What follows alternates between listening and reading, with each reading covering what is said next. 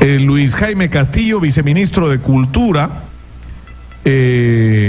por lo que ha ocurrido en el Museo de Arte de Lima, por orden del Ministerio Público, entiendo, se han incautado unas obras de arte que han sido consideradas apologéticas del terrorismo, y esto realmente ha resultado sorprendente.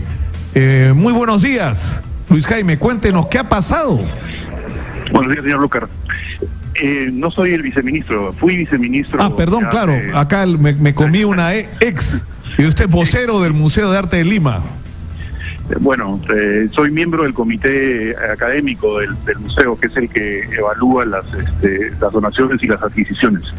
Mire, lo que ha pasado es lamentable, porque un conjunto de documentos de un pueblo que fue víctima del terrorismo, es decir, que sufrió los embates del terrorismo y que ha narrado a través de estas imágenes, que es una de las cosas más tradicionales en cuanto a producción de cultura material de nuestro país, han sido tergiversadas por un medio local que las ha presentado como si fueran expresiones de apología del terrorismo, y es exactamente lo contrario. Estas tablas de Sarwa, que son, claro, me imagino que a usted, como a muchos le gusta el arte popular nacional, ¿no?, son de las cosas más lindas que se producen en nuestro país, narran con un detalle increíble y en colores qué sucedió en esos años, ¿no?, en Sarwa, que es el pueblo de Ayacucho, ¿no?, de donde provienen estas cosas.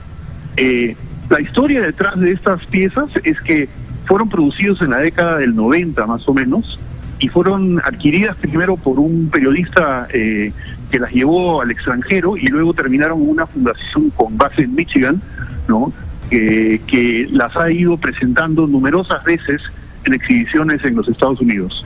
Al final ha decidido esta asociación, que está conformada por un grupo de monjas dominicas, ¿no?, que va a donarla al Perú porque querían que regresen las piezas aquí. Y hay varias instituciones que se interesaron.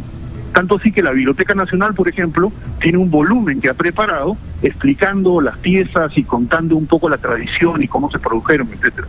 Finalmente se decidieron por el Mali, porque el Mali aseguraba la conservación de las piezas y porque el Mali era el lugar correcto, porque son finalmente obras de arte.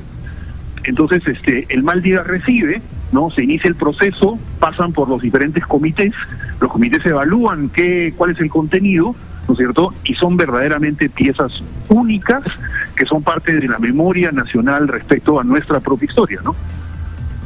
Ahora, el problema es, no entiendo yo, ¿cómo es posible que, por qué? Porque salió una publicación, ¿dónde? O sea, ¿quién publicó que esto era apología del terrorismo y el Ministerio Público decidió actuar de oficio porque había salido esta noticia?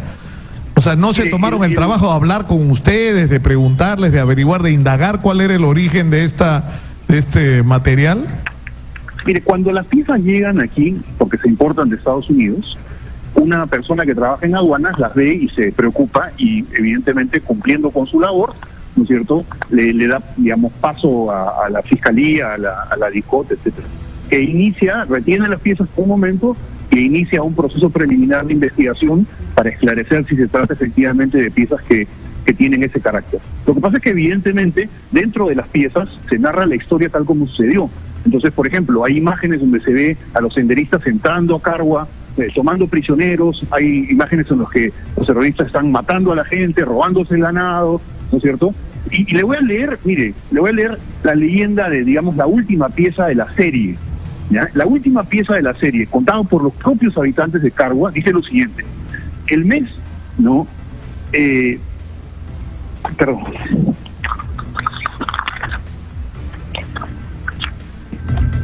Acá estamos. Sí, disculpe, estoy con los papeles aquí. A ver, vamos a ver. Pues son 31 obras, entiendo, ¿no?, que incluyen textiles de maestros como Edwin Zulca, ¿no?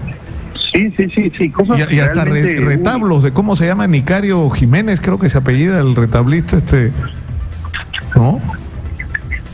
Mire, por ejemplo, en una de las tablas, que se llama Éxodo, dicen: aterrados por la permanente violencia de los intrusos terroristas, cuando fueron exterminados sus autoridades y familiares, los sobrevivientes se van de su comunidad hacia las ciudades en busca de protección de la vida, dejando a sus pueblos, ¿no?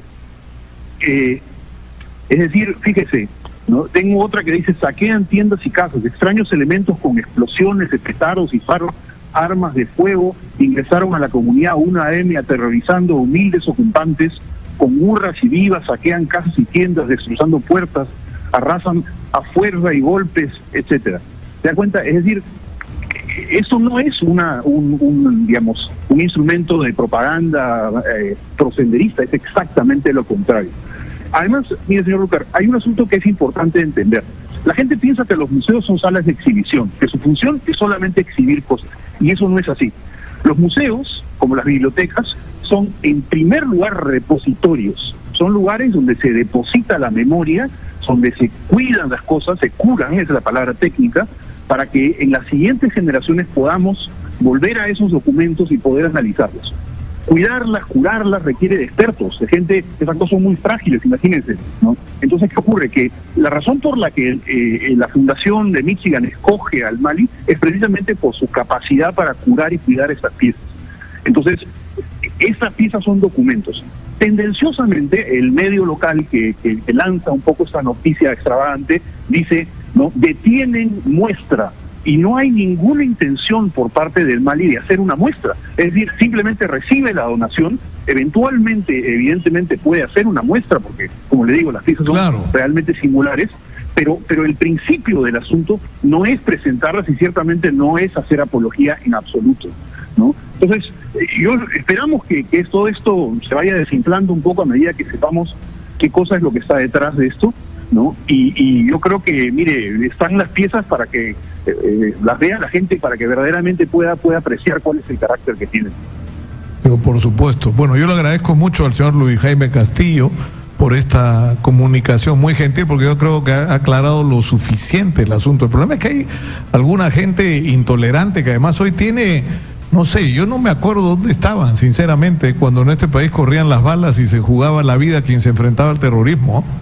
No me acuerdo, pero en fin, de repente será porque tengo mala memoria. Pero, o sea, yo creo que es una falta de respeto a gente que ha sufrido en carne propia la violencia y que estas obras de arte son una expresión precisamente de eso, de su propia historia y lo que han sido sus vidas. Entonces yo creo que, en fin, que se debe corregir esta intolerancia.